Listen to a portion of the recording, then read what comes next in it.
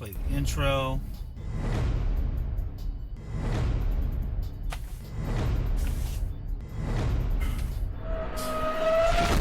And we are live.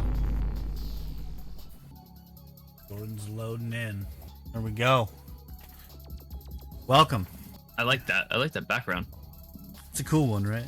Yeah. It'd be better if it was the Vision. It's the only Marvel one that I have downloaded. So it's what we're using. Alright. So, welcome to this week's show. Oh, we changed our name. We are now officially Screenplay, which is pretty exciting, right? Very exciting. In fact, I was so excited, I still didn't even use our name in my tweet. So, Perfect. What did you tweet? just that we were going live. You just said You're we're saying- going live? Yeah. Come check us out. Actually, I was actually speaking Pig Latin. It was "Ix me live, come Ix me out." Did you even put a link in? No. Do you want people to come here? Our loyal followers know where it happened at. It's fucking ridiculous. Okay. Yeah, welcome back. We are on episode 8. We've almost been doing this for 2 whole months. Wow. Yeah, it's been a while. That is a while. What do we got here? In the military, we'd almost be popping the question at this point. Popping the question? No, we'd be married with 3 kids. Come on. Get Dave in the chat. Maybe. Let's be honest. Look, you get married before you deploy, okay? Yeah. All right. I closed the freaking window out because, I'm having issues today. When are we not? I figured out the audio before we started this time, though. Mega win. Yeah. All right, well, To be determined, but for now. While I'm looking this up, Jordan, why don't you go ahead and keep them occupied? Okay, so obviously we're talking about, chapters 2 through 4 through Vision, and I will say this, not being a comic book person before this, I've thoroughly enjoyed it. Vision has become an absolute, how do I say this? Treat? Pipe.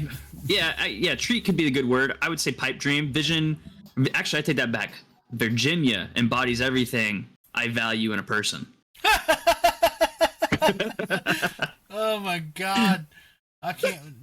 That's really fucked up. Really fucked up. So I can't wait for you guys to take a look into what makes Virginia a part of me. And yeah.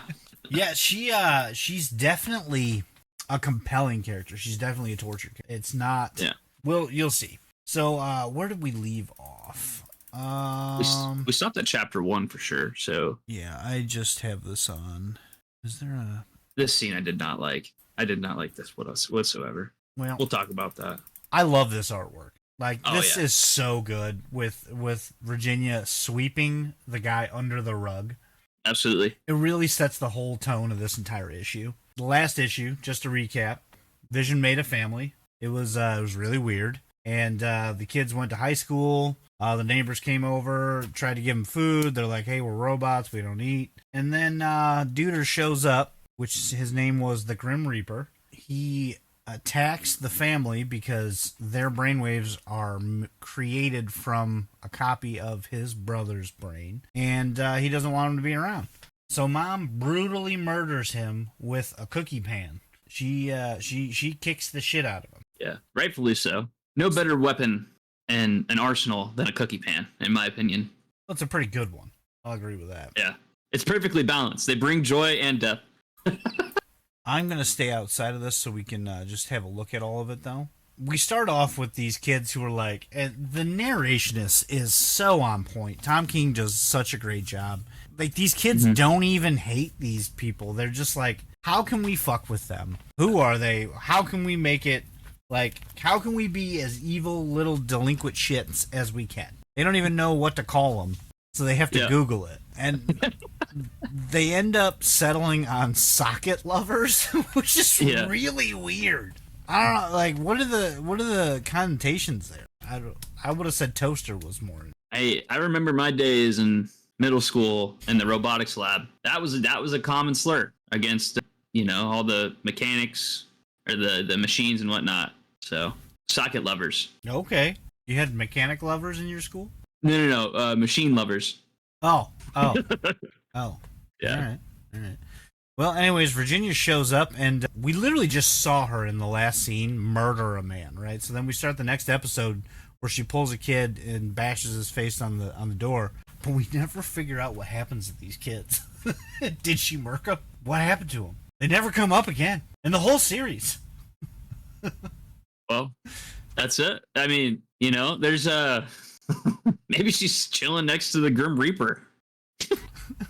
So yeah, we get into some some explanation on what the Everbloom is from the Wundergar, and it's kind of neat, right? I didn't know a lot of this stuff before I read this. I don't know if it meant anything later, but it does. I think so. The only thing I think I can really add to this is the exposition towards the end of, I want to say it's chapter 4, that we get into like what the purpose of that panel is. But I didn't like this scene. I don't like, animal people. I'm sure you can relate a little bit, Tony, but. Oh no, I understand what you're saying, but cats are evil.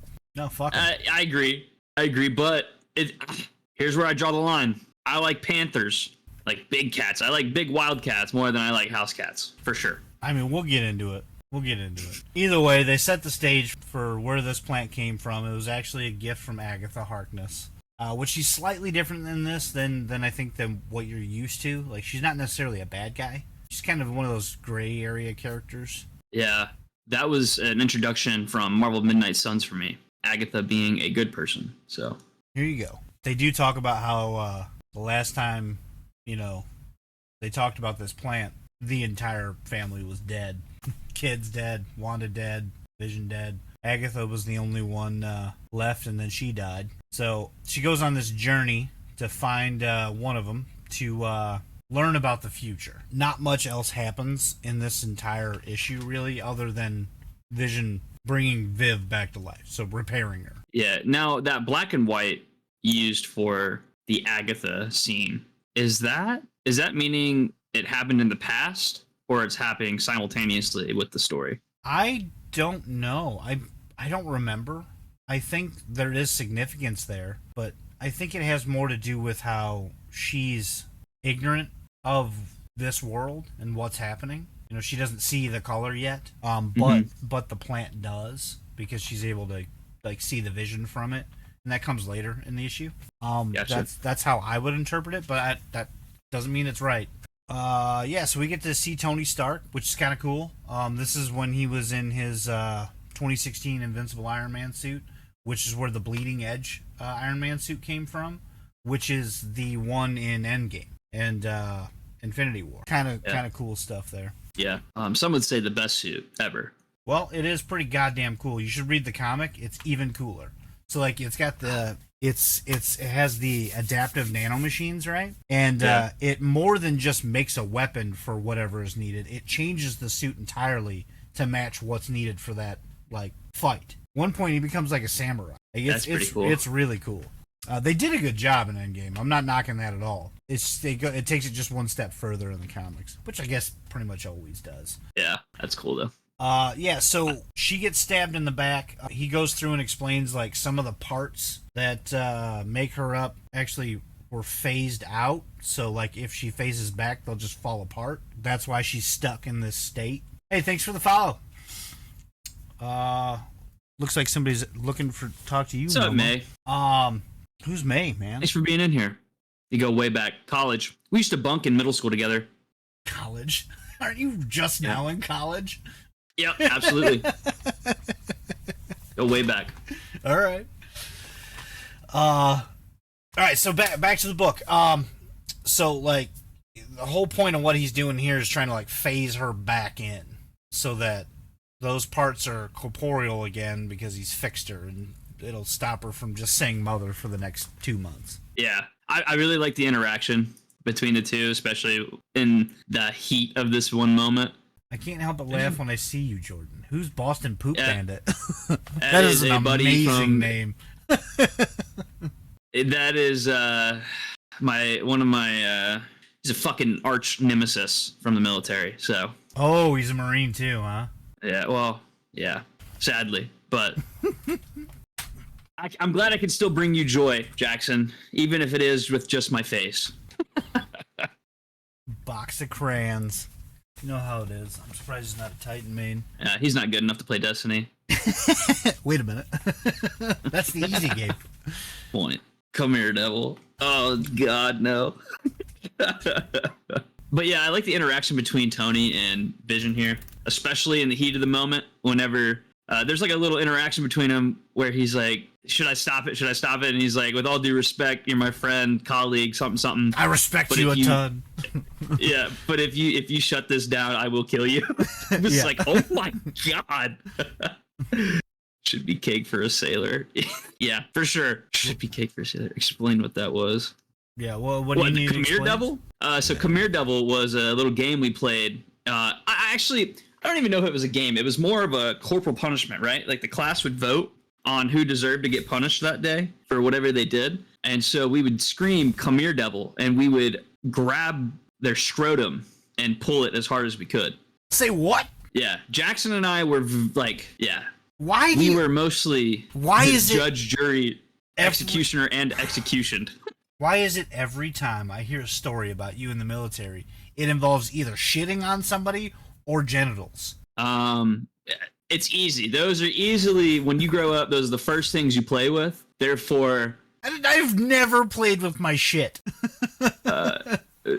Well, I can tell you weren't in the military then. Dude, okay, so I've actually got a picture of a turd that's so big it's sticking out of the toilet. And through the deployment, for whatever reason, we decided we were going to keep it without flushing it, right? That's the dumbest shit I've fucking ever heard. So as the deployment got on, went on, it actually got even more ridiculous. They started adding stuff to it. By the end, it had like 2 forks for arms. It had googly eyes and a cigarette. Like it was smoking. We're talking about a piece of shit. Yes, no shit. This was in the toilet. All right, man. No. Each their own. I'm not going to judge you for defending my country. Yeah, proud to do it. Yeah. All right, moving on.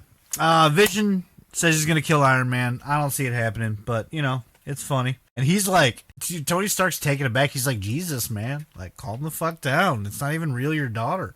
Yeah.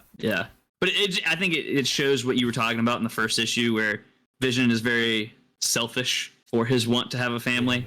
And it shows that he's willing to go to lengths that I personally wouldn't see with Vision, right, from what I know about him in the MCU. So the MCU Vision's great. I'm not dogging him at all. I really genuinely like his character. But he's a little bit more emotional up front than the comic book Vision is. Comic book Vision's a little bit more detached and robot forward, I guess. Yeah.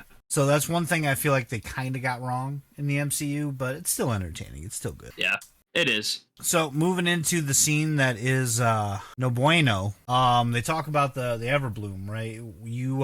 You can eat it and it will give you everlasting life, right? It'll give you good properties. But if you eat it after a death, it'll give you a vision of the future. So what happens is Agatha has the cat eat the flower and then murks it, right? This is why Jordan doesn't like it, because she stabs it in the neck and then it turns into a giant panther and then tries to kill her. So she ends its life, which is sad. But, cats are evil. Nobody fucking likes them. It's true. Cats are fucking evil. Yeah. You can even ask Boston Poop Bandit. He'll agree with me. Yeah. What says you, Every Poop cat's Bandit? a little fuck. Pretty sure he owns like a few cats. I hate I cats. just talk shit all the time. Yeah, I also like before this, I think it was in the beginning, most likely, where they shit on tourists that come and buy the flowers, right? Yeah. And just like, it was a perfect satire for just making fun of. Honestly, I took it as a shot at consumers. I loved it. It was great. Yeah, it was good. I thought there'd be then she killed the cat. Yeah, I thought there'd be a Black Panther joke in there somewhere, but here we are. Oh, that's what's his name? Adrian Toomes, right? There we go. Yeah, so Dad brings her home. How do we skip over the son almost killing somebody? That comes. No, wait, no, it doesn't. No, it doesn't. Oh, we're in chapter 3. Chapter 2 was the that's last fine. issue. That's fine. We can sum up chapter 2. Yeah, chapter 2 basically, obviously, it's about trying to bring Viv back. And you see Vin have to deal with a lot of, I would say it's pretty normal high school stuff, right? To where he feels like he's kind of alone, especially since his sister isn't accompanying him to school anymore. And her science partner for class comes and approaches Vin, basically asks like, hey, can I get in touch with Viv? I need to talk to her about our project, blah, blah, blah. And I guess he kind of just gets overwhelmed with... the dude's being kind of a cuck, right? He's like, bro, yeah. are you even listening to me? Like, come on, man. Yeah, I wouldn't say the ends justified the means. Like, it was elevated on both parts, but it's kind of perfect. It resembles like how an actual kid would work out. Like, I didn't see him as a, what do they call him? Synthezoid or Synthoid. Something like that. Yeah, synthoid. I didn't see him as a synthoid there. He reacted almost as if he was human, which is ironic because that is the purpose. I don't think he did, though. I mean, if you remember the narration, right, it described him walking through this whole step. Like, he's like, well, I don't normally eat lunch. I usually go and read books with my sister. And last week we learned about anatomy. And this kid comes over and he starts, I don't want to say bullying him because he starts off pretty innocently, and then Vin didn't look at him or acknowledge him. And then he's like, I think they're just, Viv thinks they're just like us because they have an off switch. And he picks the guy up by his neck and is like, all I have to do is push this button and I can turn him off. And then decides not to and walks away. That was pretty much the whole second chapter. Yeah, but I think with that, like, even caring enough, like, in my opinion, to buy in enough to someone who is pestering you, like, I would assume a synthoid would be higher. See, that's the way I took it. I mean, this is what's great about written media, right? You can take it however you want, and people enjoy it differently. But I took it as him being like, well, how do I shut him off? I don't want to hear him talking anymore. How do I shut him off? There's a button in his brain, right? Or in his neck. There's a button in his neck. So I'm going to shut him off. It's a super robotic thing to do, right? Yeah. But I can see your point too. Like, it's all about how you read the book. Yeah. I definitely took it that he got too emotional and acted out of an emotionally charged situation, which, is very iconic to humans. Very representative. Yes. Yeah. So that was basically chapter 2. The really cool thing is all the Vision's dialogue, like the Vision family's dialogue, they're all talking about normal real life, like, family problems, but they're using like the most convoluted speech possible. Absolutely. And it's great. It's so Chapter 4 is really good with that too. It's so well written. I think at this point, this is where she eats the Wundagore flower, right? After she kills the cat, if I'm not mistaken. That's where we were. Nope. She answers the door. Viv's alive. Oh, yeah, okay. Viv's alive. Vin got suspended from school. Oh, man, that's a really cool scene, too, though, where Vision, in Chapter 2... Vision, yes! Actually, what are you doing, bucko? In Chapter 2, Vision goes to the principal's office because Vin almost killed somebody, and the guy's like, I don't want him in my school. Like, do you know what I would do to a kid if they brought a gun to the school? Like, they'd never be allowed back. And Vision, like, deadpan, gets a shitty look on his face, is like, my kids are not guns. And he's like, the principal's like, well, they're made of metal. Yeah, which and they honestly, it's very good. It's a very good point, dude. So good. There was a lot there to unpack. That was the political commentary of that issue. Yeah, right. We could even relate it to trans issues now. Like there's some people even in any administration that will take any opportunity they can to single out if you're different and not allow you to be part of the group. Yeah, and both sides have good points, right? Like 100%. So it's hard, and even more so about this family than because we as a reader have more context, right? than the principal. Yeah.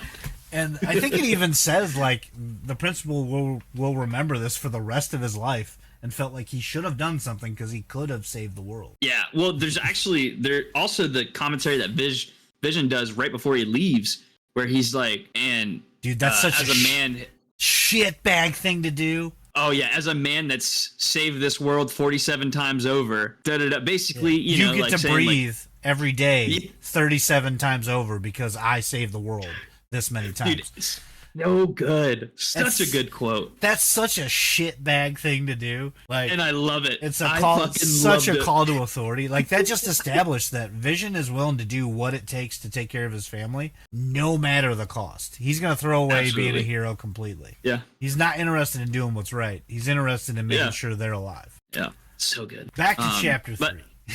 Yeah. Now we got the whole family back together. I'm pretty sure this is close to the end, right?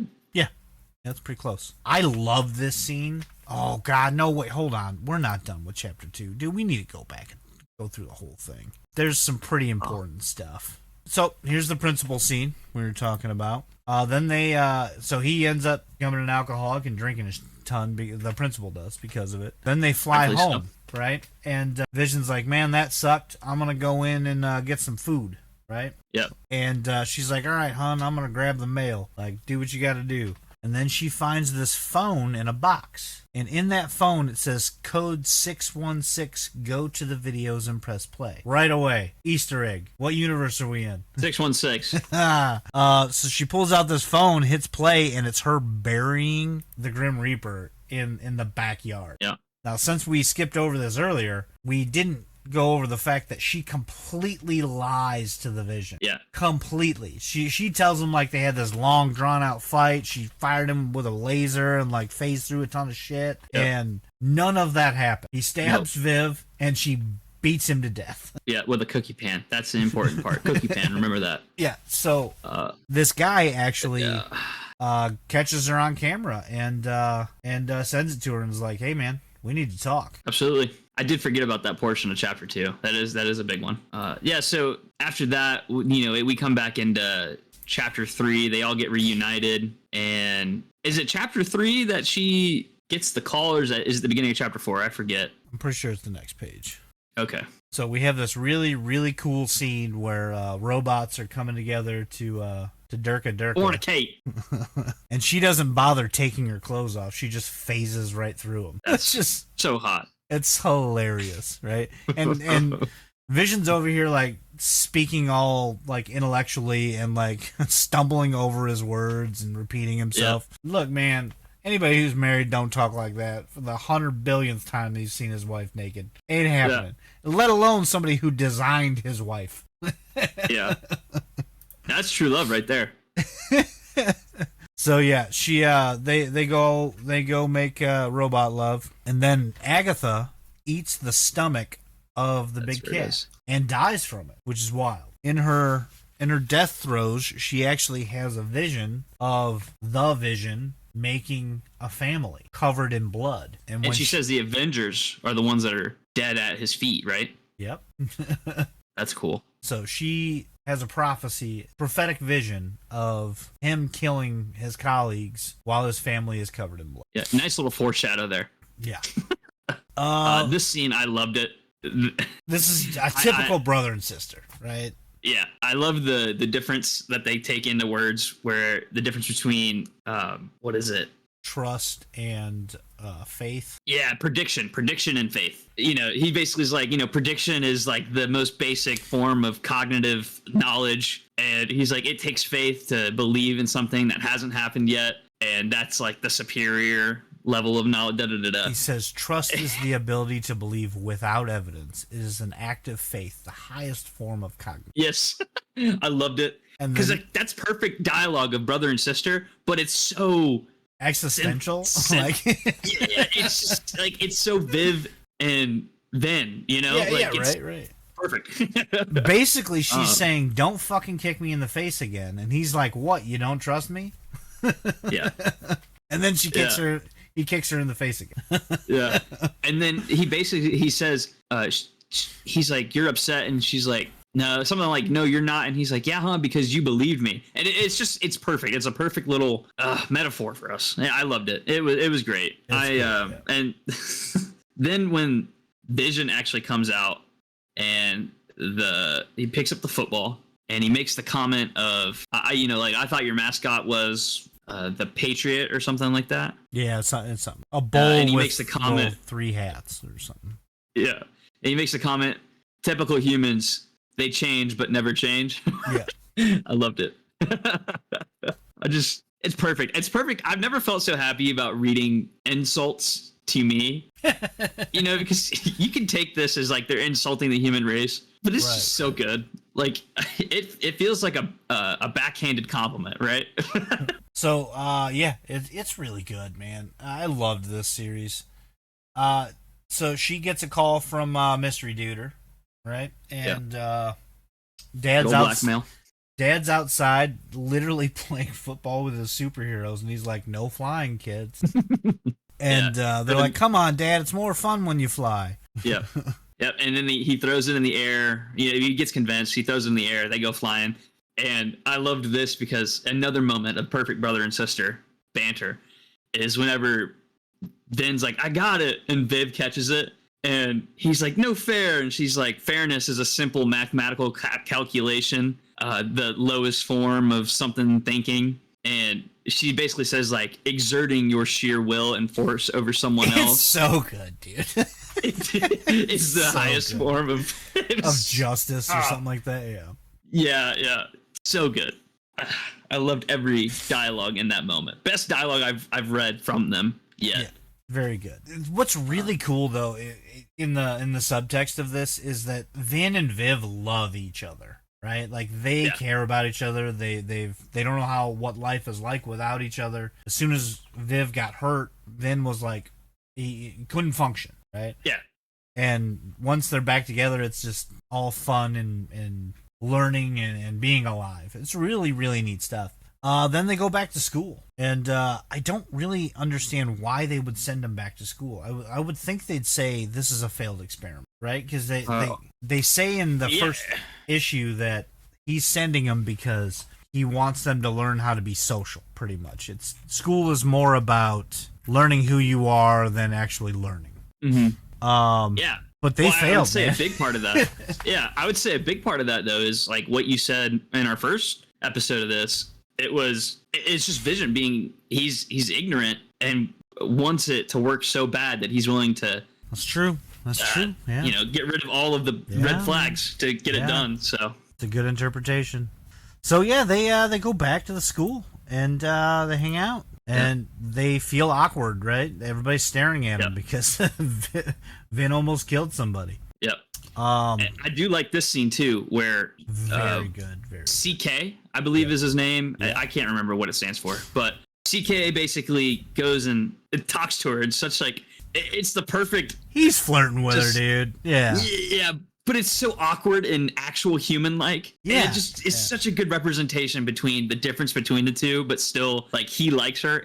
And Viv at the end, he makes a super awkward joke. Like, the rain doesn't bother me, it just passes right through me. She just let it phase through her. Yeah. It's perfect. And then the narration comes in again, batting 1,000. And it's like throughout the rest of her life, she's gonna play this moment. Which isn't very long. She's going to play this moment over and over and over again. And that really hits me. Like, that's so sad. That, like, this simple little interaction meant so much to her that she's just going to play it over and over again. Yeah. How many interactions do you have in your life that you do that? I can't even think of it. Not a lot. I could probably maybe say 3, but... How many of them were with Boston Poop Bandit? At least one of them. That's for sure. I'll never forget some of the shit that happened in that classroom. I will say this. I'm very excited. I know we're not done with the episode, but I'm going to try and put some buffer because there's some ads. And to the people that are watching, I don't want them to miss out on the next part of the chapter 4 that we talk about. But I'm very excited to see more of this series. Do you know how many chapters are in it? How many? I'm not telling you. So it looks like there are 2 per volume, and there are 6 volumes, so 12 chapters. 12 chapters, okay. And we're on 4, so... All right, so we're about a third of the way. Not bad. I'm honestly very curious. Okay, we're back. I'm very curious to see what happens in the future, because I'm really trying to figure out if... Because the Agatha scene really kind of confused me a little bit. She talks about Wanda and Vision, and that's why I'm thinking, like, okay, was it a past memory that's gonna help us see... something in the future, or is it a future memory or vision, right? And it's driving me up the wall. I kind of want to finish this tonight, but I know I need to space it out because otherwise I won't remember any of like the middle chapters. Nah, don't power through it, man. Let's. It's like a fine wine. I find myself, especially on comics that I am enjoying, if I run through them too quickly, I don't look at the art. I don't look at the pages. I don't look at what's happening. I'm just reading. Yeah. You gotta slow yourself down. Yeah. I can see what you're saying. You'll miss a lot of that subtext, right? Instead, you'll just absorb the story that's being told, not the feelings that the author's trying to convey. Which this is super unsettling. Oh Lord, Gemma, we are Jesus. live. Gemma, inside voices. My goodness. So, Virginia calls up husbando and bitches at him while he's at work.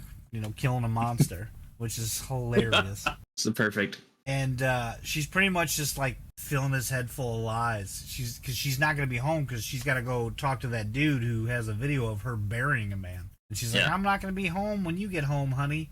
And he's like, I don't give a shit. Fine, do what you got to do. Yeah, that's fine. I'm taking care of some stuff. She says that it's a headhunter about a job and that they want to have drinks like after dinner. What kind of ignorant fucking guy is the Vision? Yeah. So she goes into his house and it's just this ordinary dude. Like, I remember I'm gonna mute you. You do what you gotta do. It's just this ordinary guy. I remember the first time I read this, I was like caught off guard. I was like, I was expecting it to be like a supervillain or like somebody. It's just a normal dude who's like who was walking by, wanted to say howdy. Turns out his kid was partners with Viv in science class, which turns out to be CK, which is the guy that Vin almost choked out and killed. So it's really good context too, because it's, again, you can see both sides of the argument. Basically, he's worried about, as humans, he's worried about his family, right? The safety of his family. 100%. And that's his first priority. And because of that tends to take over the care or regard of other people's, rights, existence, whatever. And that's exactly what it is. He's imposing on the Visions, all of the whole family, their right to be there because it threatens the life and security of his family. And he basically gives her an ultimatum like, hey, I don't want money. I don't want anything else. Just all I want is for you guys to go somewhere else. Leave. Right? That's all I want. He flashes a gun and he says, like, I was in the service. I know how to use it. I have used it, blah, blah, blah. Not threatening, technically, but just stating that, like, he will do what it takes to protect. As soon as he did that, though, the whole thing switched. She was, like, curious, like, I'm the victim here. This guy's holding this over my head. And as soon as he showed a gun, she became the predator. Yes. And was like, all right, fuck you.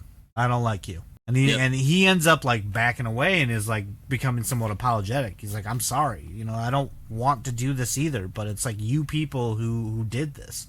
And it's more of that context of like, if you aren't the same, if you aren't the normal, you aren't the majority, you're not welcome. You could end up killing somebody. Yeah. And if we didn't know the Visions, that would be pretty prejudiced. But because we know what they do, that's the beautiful part of this story, and this is what I love about Tom King's writing too, is that he's very open and fluid. This is telling both sides, and it's telling it really well. It is, because it's hard to hate either side for what they say, because again, they just have, they are based out of logic on both ends, and I don't agree with what this guy's doing. That's it's morally wrong. I don't think her killing the guy trying to protect her family is morally wrong. This guy is blackmailing her and pulls a gun on her when she says, I don't like you. I feel like I belong here. And he's like, nope, get out. Well, no, to be fair though, he didn't pull the gun until she started floating. I mean, it may be out of fear, but would be self-defense. No, it's just because somebody's floating. She never lays a finger on him. But that doesn't matter. He's seen what she's capable of. He's seen her bury a whole body, right? So I mean, like, if I was a human and I was having a conversation with a legitimate weapon and it shows anything other than peaceful intentions is what I can recognize as like what a human can do. Anything so you're beyond telling the realm me if of I that, started floating, your first instinct would be to murder me? My first instinct would be to be on guard, because that Okay, is out alright, of my alright. realm of understanding it. Therefore, I'm going to resort to either That's fight fair. or flight, and it That's would be fair. fight. Listen, he does not shoot her just because she starts flying. He does draw a gun which escalates the situation. But this dude was just in the service. He's not law enforcement, so his job in the service was just to escalate, right? Yeah. Yeah. So, anyways, CK's coming down the stairs. He's like, "Pops, what are you doing, man? Sounds like you're getting upset."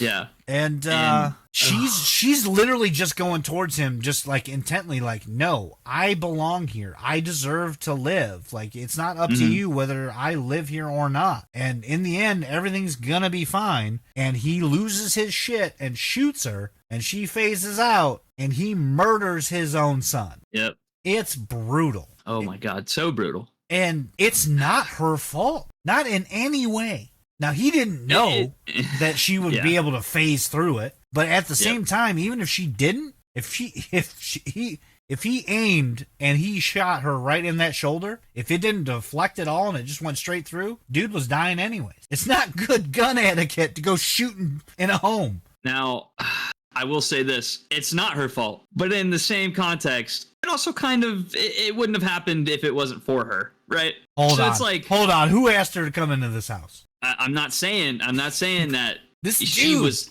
to blame. This is 100% this shitbag's fault, and it sucks. I understand where he's coming from, but like, he didn't have to have a gun for one, and he didn't have to shoot it. Oh yeah, but I won't. Look, I'm definitely carrying a gun. If I'm talking to something that I don't know and anything could happen after I see them burying a body and I'm blackmailing them, I'm definitely having a gun on me. I'm definitely in the state of mind knowing I might have to shoot someone. I understand that. In the state of mind of having to shoot someone, I have zero empathy for, and I cannot understand that. But I get what you're saying. I don't think you're wrong, but I sure as fucking shit ain't doing it in my living room with my kids sleeping upstairs. It's true. I don't know why he would have invited her to the house. I don't know if that was supposed to be like a white flag, like, hey, see, like, that's actually what he says. Like, I'm not trying to blackmail you. Like, this is my home. I invite you, like, as like a peaceful gesture, I guess. And then he fucking draws a gun on her. Anyways. Yeah. I'm just trying to think about what if Vision was in that situation instead of Virginia? How different would that situation have played out? Vision would have hardened instead of phasing. Yeah, but I also don't think it would have escalated to the point of where Vision anyone drew a gun. I don't. Even you're right. He probably would have been able to talk his way through because she's a fucking batshit lunatic. Exactly. He probably wouldn't have floated towards her, all menacingly floating. Yeah. So that's what I'm saying. Like, as much as it is the dude's fault that his son is dead, right? She plays a part because it would have never gotten to that situation if it was Vision instead of her. I cannot, with good conscience, blame the victim here. I don't agree with Well, that's my secret, Cap. Everyone's to blame. Now, with that being said, I'm 100% on Virginia's side. Then she breaks his neck by punching me in the face. No longer on her side. Yeah. Look, I agree, and at that point, I agree with Virginia. If I was in her shoes, right. I would have done the exact same thing. Well, now she's murdered 2 people. 3. Well, come on now. I'm counting it towards the kill streak. I don't care if it was the dad. That's where the issue ends, with this poor guy murdering his son and then her murking him. Now here's the real question. Does she bury them in the same hole? I'm pretty sure she burns the house down. Oh. I think that's how it plays. It's kind of a minor detail.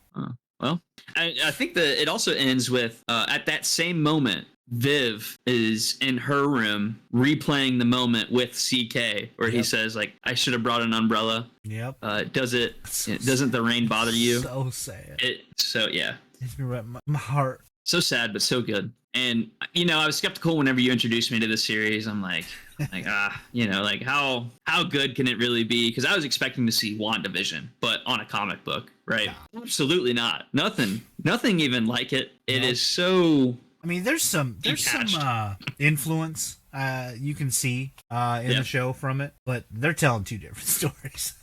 Yeah, and it's good. It's so good. Like, this is so much darker, and I love it. But yeah, every chapter I've read so far, so good, and advances the plot well. Really does a good job at setting the difference between humans and synthoids, but also bringing in those common the things that we share in common, to where it's like, yeah, easily you can just flow through like, oh yeah, well I agree with both sides and I identify with this person, and then they completely do something that, you know, is off the book, and you're like, well shit, I can identify with that too, and it's just so good. Yeah, it's really neat to see Viv and Vin. They're like the foils, and you can see like them learning about people and what society is, and it's always like somewhat humorous when they discover something about being alive, and you're like, yeah, that kind of is true. Yeah. We are dirtbags. Another thing that I absolutely love, is the narration. It's my favorite part of every book. Mm-hmm.